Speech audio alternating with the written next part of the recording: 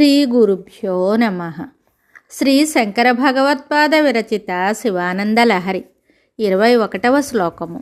వెనుకటి శ్లోకంలో శంకర్లు తన మనస్సును శివుణ్ణి తన అధీనంలోకి తీసుకోమని కోరారు.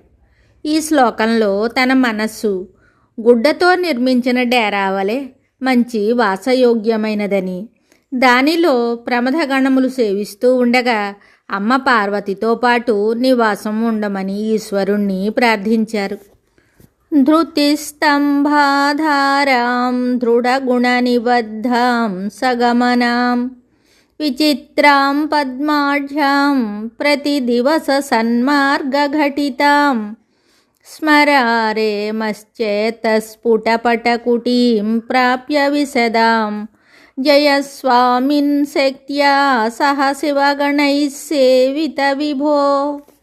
ఈ శ్లోకమునకు భావము: ఈ శ్లోకములో మనస్సు పటకుటీరముతో గుడ్డడేరాతో పోల్చబడింది.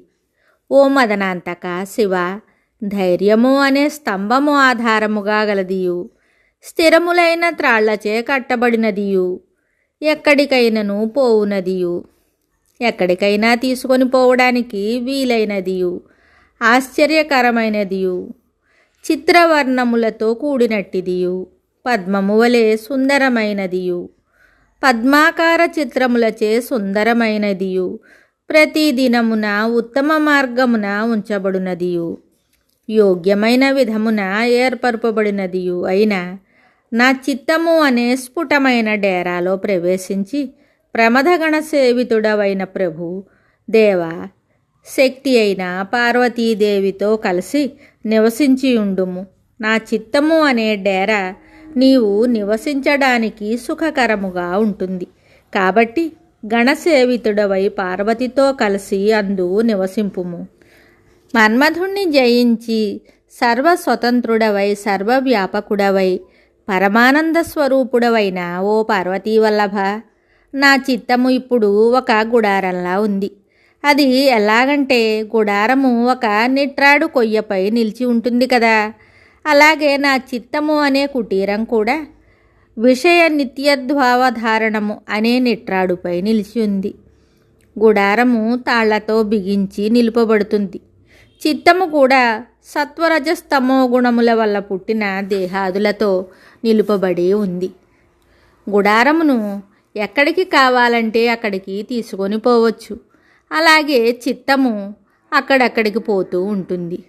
గుడారము అనేక రంగులు కలిగి, పద్మముల వంటి చిత్రములను కలిగి, మంచి రాజమార్గములందు అమర్చబడి ఉంటుంది. అలాగే చిత్తము కూడా నానా విధములైన జన్మాంతర దుర్వాసనలతో కూడి సంపదను కోరుతుంది.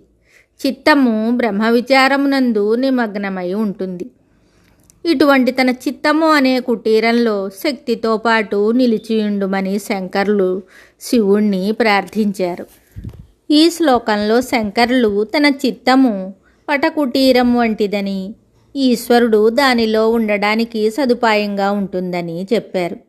ఈ శ్లోకంలో చివర విభో అనే సంబుద్ధి ఉంది.